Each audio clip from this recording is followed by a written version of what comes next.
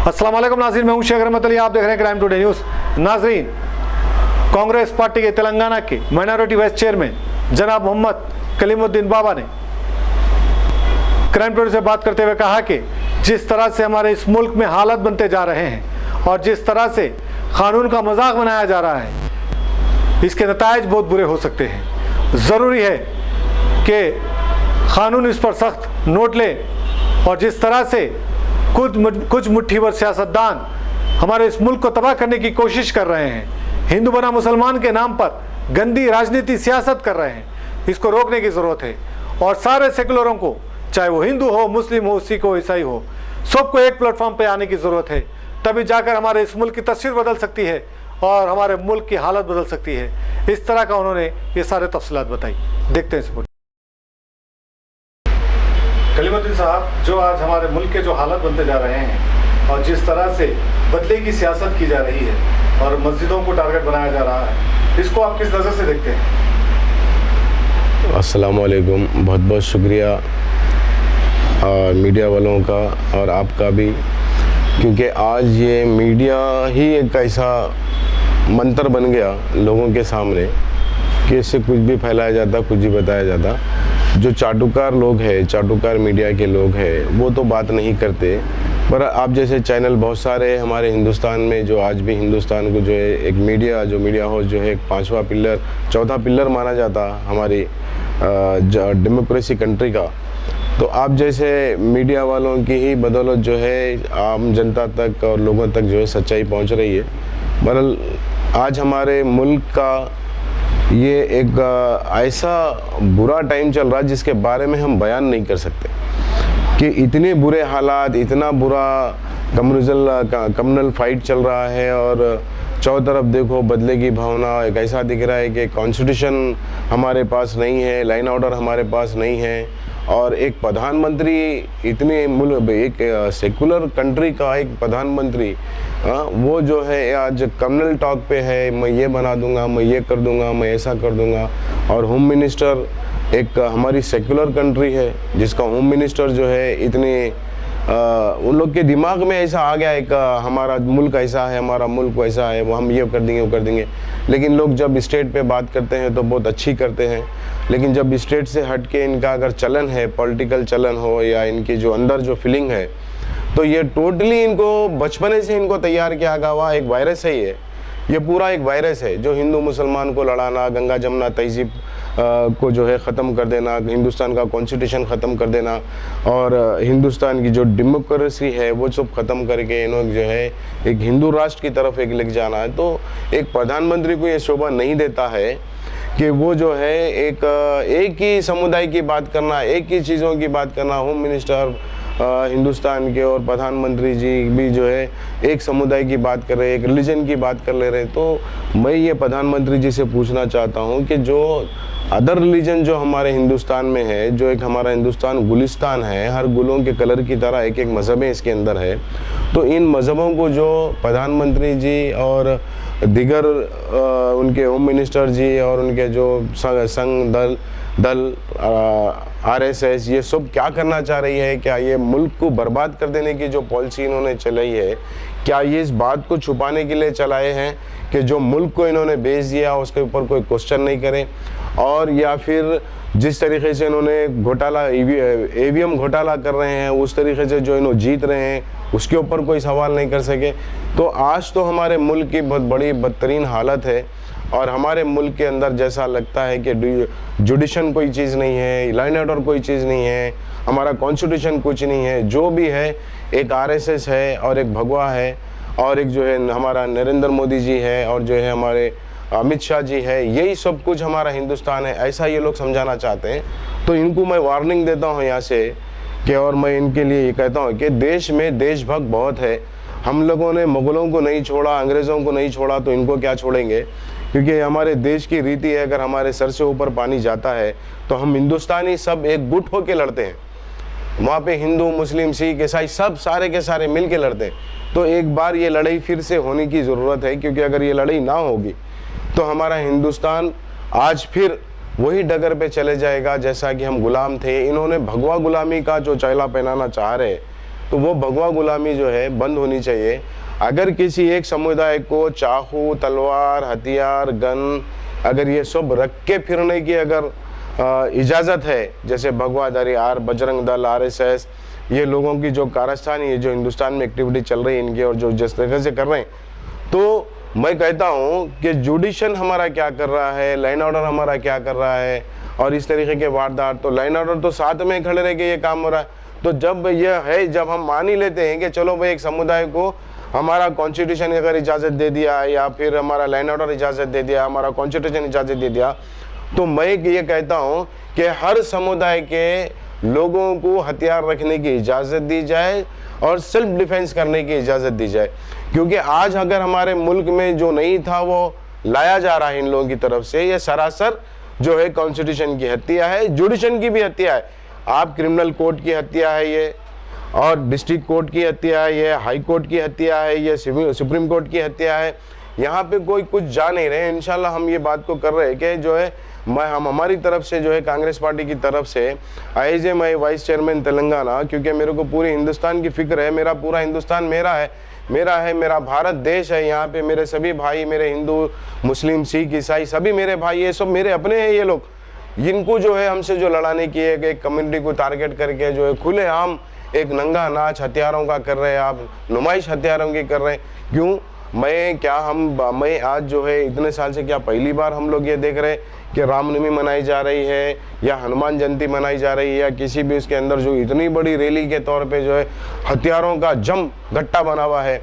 और एक छोटे छोटे बच्चे जो है इंजीनियर और इंजीनियर बनना चाहिए, जो डॉक्टर्स बनना चाहिए, जो पढ़ लिख के वो भविष्य है हिंदुस्तान का, हिंदुस्तान के भविष्य को क्या आप चाकू और तलवारों में देखना चाह रहे हैं, लटों में देखना चाह रहे हैं, गनों में देखना चाह रहे हैं? तो ये मासूम बच्चों के, यंग यूथ के अंदर जो है, यंग बच्चों के अंदर, युवा के अंदर एक तरीके की ये जो RSS और ये बजरंग दल, भगवा, ये सब कह करके ये सब जो है एक बड़े पैमाने पे BJP RSS जो काम कर रही है, ये सरासर देश का नुकसान है।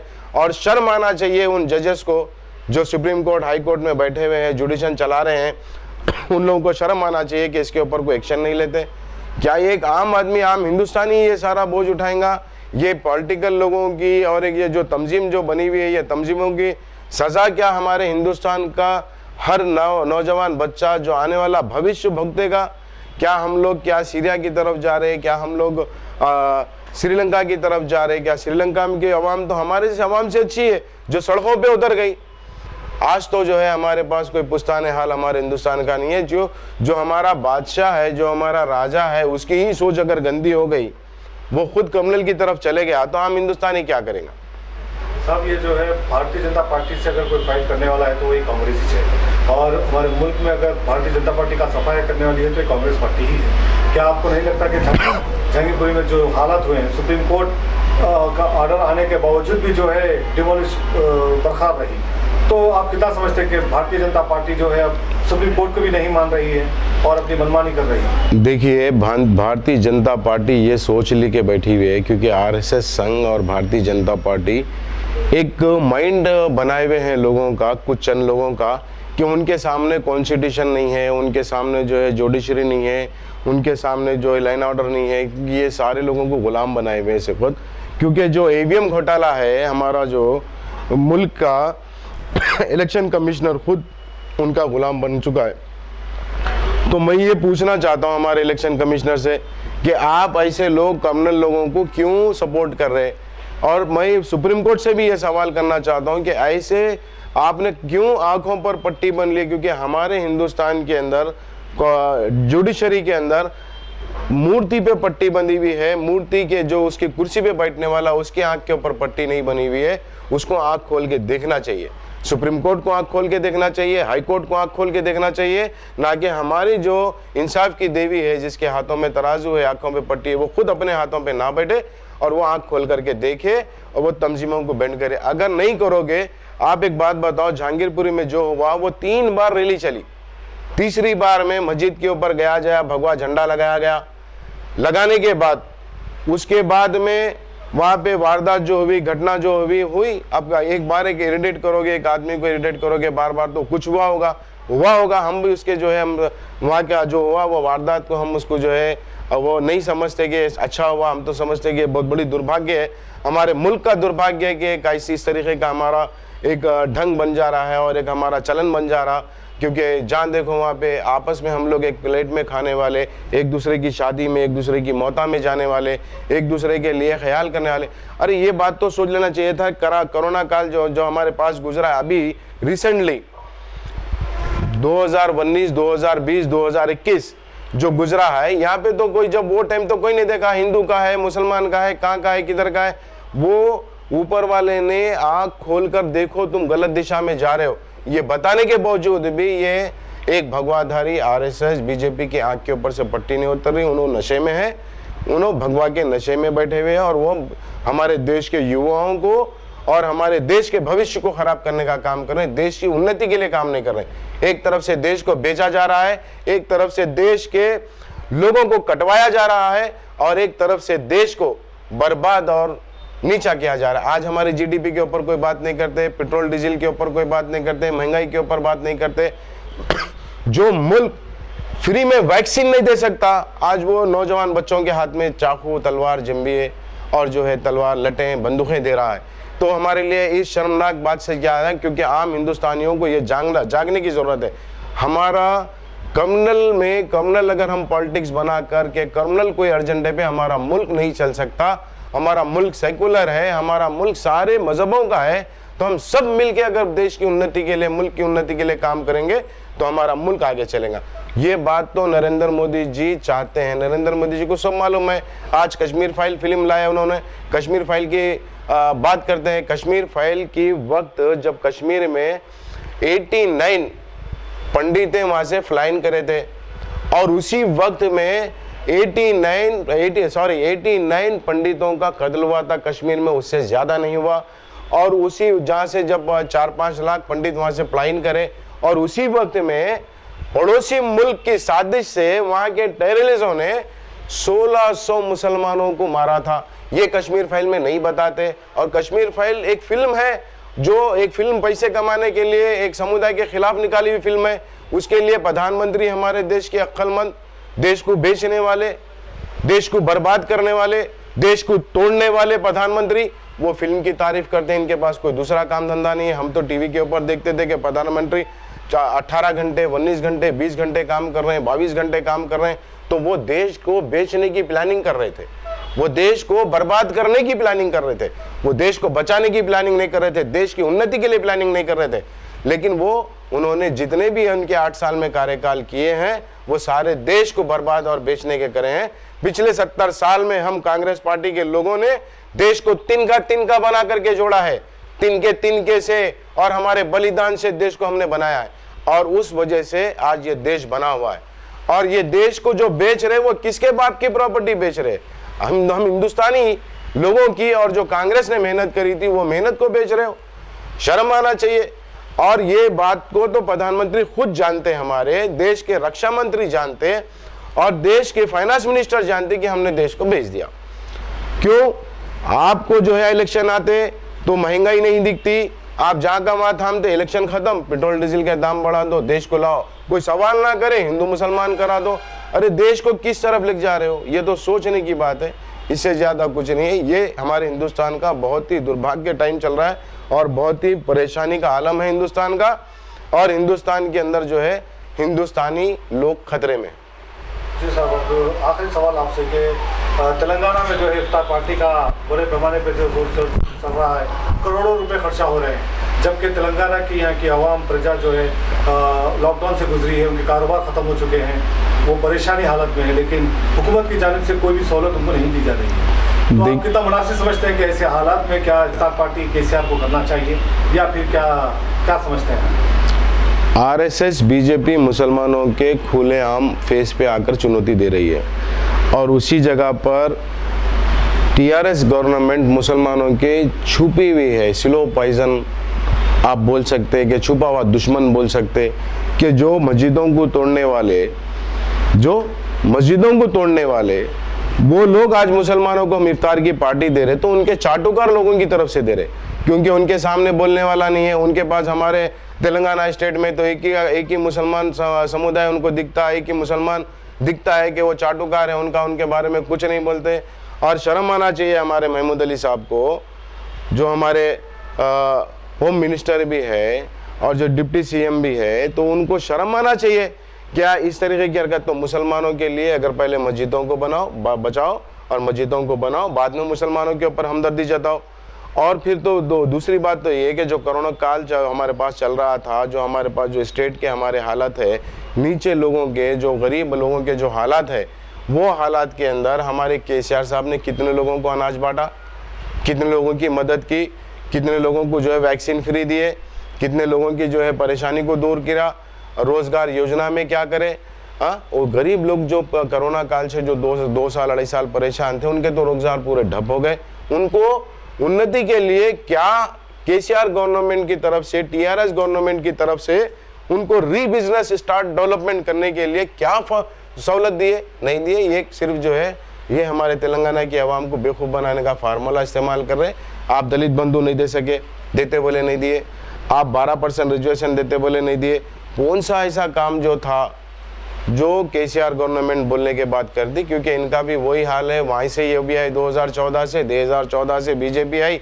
ये सारे मुल्क को बर्बाद करने वाले, तोड़ने वाले हैं। मुंह के ऊपर चाटू बात करके असेंबली में ज़्यादा देखते रहता हूँ कि असेंबली में क्या चल रहा है। तो मैं देखता हूँ कि कभी कभी केसीआर साहब जो है मुसलमानों के लिए जज्बाती हो जाते हैं, और जब जज्बाती हो जाते हैं और बाद में मुसलमानों के अंदर से उनको यहाँ से कैसा मैं दबा दूँ, कैसा बर्बाद कर दूँ, उनको कैसा नीचे दिखा दूँ, और यही उनकी पॉलिसी रहती है। और ये तमाम लोगों की, आरएसएस, बीजेपी और केसीआर साहब की पॉलिसी है कि मुसलमानों को बहला फुसला दो और कुछ भी बोल दो, कुछ भी दे दो, क्योंकि उनके हमारे चाटुकार उनके साथ है, जो देश के मुसलमानों को जो मरवाने की साजिश रच रहे हैं, वो तो हमारे लोग उनसे मिलकर रच रहे हैं ना। तो यही तो प्रॉब्लम है।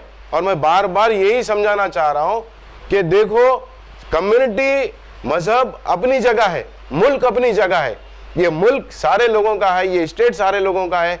तो यहाँ पे किसी एक समुदाय या किसी एक मजहब का मुल्क नहीं, ये सारे लोगों के साथ होना चाहिए। हमको बहुत खुशी हुई, हम बहुत अच्छा समझे कि केसीआर साहब चलो हमारे दलित भाइयों को दे रहे हो, तो हम बोले भाई SC/ST को भी दो और माइनॉरिटी बंधु भी दो और OBC बंधु भी लाओ, ये लाओ, ये सारे लोग हैं, इनके जॉब दे दो। अभी तो जो 90,000 आपने जॉब निकाला है, देखने की बात तो ये है कि इसमें से माइनॉरिटीज को कितने जॉब देंगे और कौन कौन सी पोस्ट पे देंगे।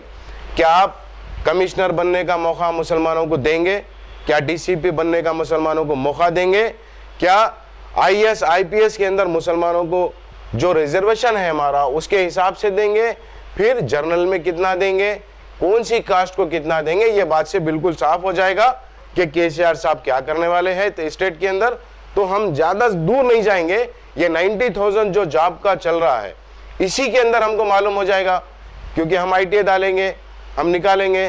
क्योंकि ये भी कांग्रेस को बर्बाद करने के लिए कम कोशिशें नहीं करे हैं, ये तो कांग्रेस को झूठ बोल करके आए हैं, गवर्नमेंट बनाए हैं।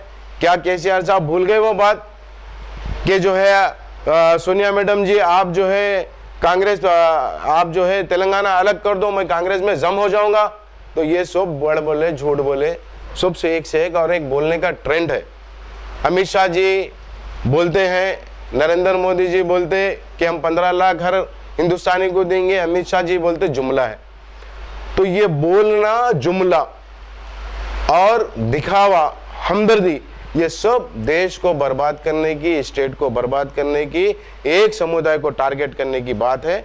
इससे आगे इनके पास कोई मुद्दा नहीं है, कोई डेवलपमेंट नहीं है। क्या डेवलपमेंट हुआ? जो कांग्रेस डेवलपमेंट करी थी वही डेवलपमेंट है, वही प्लान है, उसके ऊपर ही है। आपने क्या चेंजेस लाया ऐसा कि जो तेलंगाना के अंदर इतना बड़ा वो हो गया? आप तो बीजेपी को रास्ता दे दिए तेलंगाना के अंदर। तो ये सारे चीज़ें जो है RSS, बीजेपी, TRS, MIM और ये सब मिल करके इस मुल्क की चटनी बना रहे हैं, खिचड़ी पका रहे हैं। इनके घर, क्योंकि इनको बचना है, इनको बचना है। इनको चाहिए कि आवाम की खिदमत करे, आवाम के लिए काम करे, लेकिन ये अपने पैसों के लिए, अपनी गद्दियों के लिए, अपनी कुर्सियों के लिए कर रहे हैं। तो मैं केसीआर साहब से एक बात कहता हूँ कि केसीआर साहब, अभी मुसलमानों में बहुत दम है, आप उनको इफ्तार पार्टी मत दीजिए। आप हमारे सभी मजहबों के लोगों के लिए ऐसा कुछ बिजनेस योजना दीजिए, उनको कुछ ऐसा करिए कि जो 2-3 साल से परेशान है लोग, उन लोगों के लिए कुछ भी ज़रा बिजनेस कर ले, वैसा कुछ आप एक प्लान करके लाइए। इंशाल्लाह हम उम्मीद करते हैं कि आपसे देखेंगे आप क्या करते, क्योंकि आने वाले थोड़े ही टाइम में इलेक्शन है और इस वक्त 2024 में मैं तमाम आपके माध्यम से 2024 के अंदर जो है आपके माध्यम से जो है ये बोलना चाहता हूँ, मीडिया हाउस के माध्यम से ये बोलना चाहता हूँ कि आम हिंदुस्तानी, सेकुलर हिंदुस्तानी एक जगह जमा हो, मजहबों को मना देखो। ये लोगों से लड़ने वालों की एक ही पार्टी होगी, वो कांग्रेस पार्टी होगी। कांग्रेस पार्टी का आप समर्थन कीजिए और उनके साथ आइए। हम तो हाथ मिलाने के लिए ठहरे हैं। आप सब लोग आम हिंदुस्तानी एक भाविक ना होते हुए, मजहबों में नहीं फैलते हुए, आप मजहबों की बात नहीं करते हुए, देश के हित में, देश को बचाने के लिए, देश की उन्नति के लिए, कॉन्स्टिट्यूशन को बचाने के लिए और हमारी जुडिशल पावर को बचाने के लिए, इंसानियत को बचाने के लिए इस बार कांग्रेस का साथ दीजिए। जय हिंद, जय कांग्रेस।